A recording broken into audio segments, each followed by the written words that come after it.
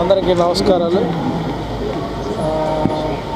ఈరోజు ఉదయం నుంచి మీ అందరు రకరకాలుగా ఊహాగానాలు చేస్తున్నారు.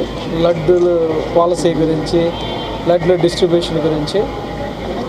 పాలసీలో ఏమాత్రం చేంజ్ లేదు. దర్శనం చేసుకొని టోకెన్ ఉన్న భక్తులకి ఉచితంగా ఒక లడ్డు వస్తుంది. దాంట్లో అదనంగా 4 నుంచి 5, 6 కూడా వాళ్ళకి అవసరాన్ని బట్టి అందించడం జరుగుతుంది. అదేవిధంగా అవైలబిలిటీలో ఏమాత్రం తక్కువగా లేవు. సో అయితే లడ్లకు సంబంధించి మేము చేసిన కొద్ది పరిశోధనలో కానీ మా దృష్టికి వచ్చిన విషయాలన్నిటిని కూడా పరిగణలో తీసుకొని ఒక చిన్న మార్పు చేయడం జరిగింది. దాని ప్రకారం చాలామంది దర్శనం లేకుండా కేవలం లడ్లు మాత్రమే కొనుక్కొని మధ్యవర్తులుగా, దళారులుగా మార్కెట్లో సేల్ చేయడం జరుగుతుంది. దానివల్ల బ్లాక్ మార్కెట్ డెవలప్ అయ్యడం ఈ మధ్యకాలంలో జరిగింది. మేము ఈరోజు విజిట్ చేసినప్పుడే మేము మెట్లెక్కుతుంటేనే ఒక వ్యక్తి 3 బ్యాగుల్లో తీసుకెళ్తాడు. అసలుకే వడలు చాలా తక్కువగా ఉంటే దర్శనం చేసుకున్నాడంటే దర్శనం చేసుకోలేదు ఆమె. సో ఇవన్నిటిని మేము ఆల్రెడీ ఈరోజు చూడంగా మాకు దృష్టికి వచ్చింది. ఆల్రెడీ మా దృష్టికి చాలాసార్లు ఇది వచ్చిన తర్వాత అన్ని విషయాలను పరిగణలో తీసుకొని దర్శనం లేని వాళ్ళకి దర్శనం చేసుకోకుండా కేవలం లడ్లు మాత్రమే కొనుక్కొని మార్కెట్లో విక్రయించే వాళ్ళకి మాత్రం ఆధార్ తీసుకొని 2 లడ్లు మాత్రం విక్రయించడం జరుగుతుంది. దీంట్లో సామాన్య భక్తులకి వాళ్ళ యొక్క బెనిఫిట్ కోసమే ఈ చర్యలు తీసుకోవడం జరిగింది. దీనివల్ల సామాన్య భక్తులు దర్శనం చేసుకున్న వాళ్ళకి లడ్లు ఎక్కువ ఇవ్వటం ఏర్పాటు చేయడం జరుగుతుంది. సో బ్లాక్ మార్కెట్ను అరికట్టడం ఇది ఒక ఉద్దేశం. కేవలం లడ్లు కొనుక్కొని లడ్లు కోసమే వచ్చి లడ్లు మాత్రమే తీసుకెళ్లే వాళ్ళకి మాత్రము ఇది ఒక స్టింజెంట్ మెజర్ అని చెప్పొచ్చు. బ్రాడ్గా ఓవరాల్గా ఇది భక్తులకి టీటీడీలో ఓవరాల్ అడ్మినిస్ట్రేషన్ కూడా మంచి కన్వీనియంట్ డెసిషన్ అని ఆల్రెడీ చాలామంది అప్రిషియేట్ కూడా జరిగింది. కొన్ని ఛానల్లో అలా చేశారు, ఇంకొక ఛానల్లో వేరే రకం చెప్పారు. బట్ పాలసీలు ఎక్కడ ఏం చేంజ్ చేయాలి, పాలసీ అలానే ఉంది.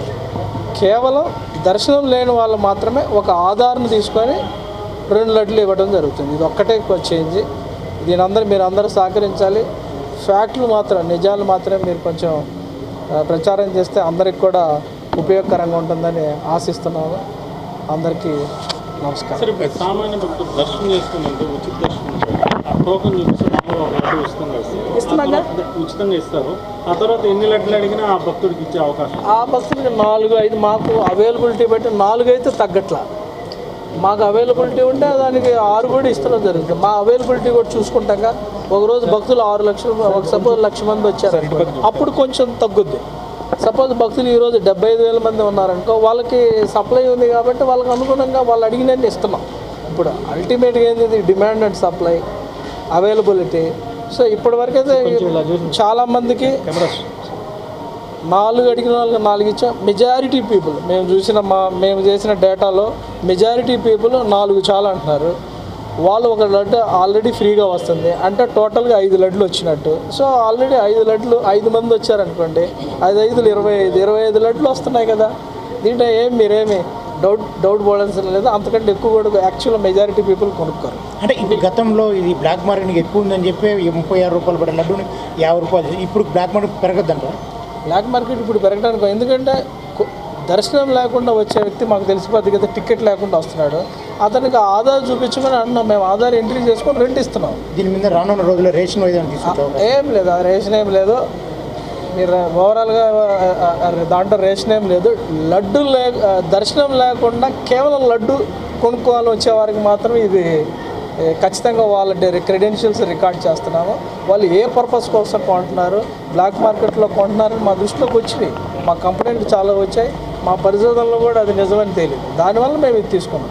అంటే మేమేం చేస్తాం, ఆధార్ తీసుకుంటున్నాం, అందుకంటే మేమేం చేయట్లేదుగా. సరే, ఇప్పుడు ఆధార్ ద్వారా లడ్డు తీసుకున్న భక్తుడు మళ్ళీ తిరిగి ఎప్పుడు లడ్డూని పొందే అవకాశం తీసుకోవచ్చు. 2 ఆధార్ కార్డు వచ్చి మళ్ళీ మరో రేపు వచ్చి కొనుక్కోవచ్చు. 2 తీసుకుంటున్నా మాకేం పెద్ద ఏమి కనిపించట్లేదు. టైం ఏమైనా పెట్టారు సార్, 24 అవర్స్ లేదంటే ఆ రోజు అట్లేం పెట్టలేదు ప్రస్తుతానికి. బట్ ఇలా డేటా పెడితే డేటా అనాలిసిస్ చేసుకుంటాం, మాకు అర్థమవుద్ది. రిపీటెడ్గా తీసుకునే వాళ్ళు కూడా భయపడతారు, ఎక్కడో ఏదో రికార్డ్ అవుతుంది, సో మా క్రెడెన్షియల్ పట్టుకుంటారని ఒక బాధ. నిజాయితీగా ఉండే భక్తుడికి, దర్శనం చేసుకునే భక్తుడికి మేము తీసుకునే డెసిషన్ చాలా మంచి డెసిషన్. నిజాయితీ లేకుండా లడ్డుతోటి బిజినెస్ చేయాలి, దర్శనం లేకుండా కేవలం లడ్డు తీసుకునే వాళ్ళకి మాత్రం ఇది భయం ఉంటుంది. సార్ ఇప్పుడు భక్తులు కోరిన లడ్డూలు ఇస్తున్నారు కదా సార్, అయినా కూడా దళారీ వ్యవస్థ ఉండాలని చెప్పి ఇక్కడే లేదు, ఇక్కడే ఉంది, ఎక్కడో పోయి అమ్మొచ్చుగా, హైదరాబాద్లోనో ఢిల్లీలో పోయి అమ్మొచ్చుగా, అక్కడ లేదుగా అవైలబిలిటీ, ఎవరో పోయి ఇవ్వాలి కదా, వీళ్ళే పోయి ఇవ్వచ్చుగా. Thank you. నందిని నెయ్యికి సంబంధించి ఇది తర్వాత ఈ సబ్జెక్ట్ మీద రాస్తాను.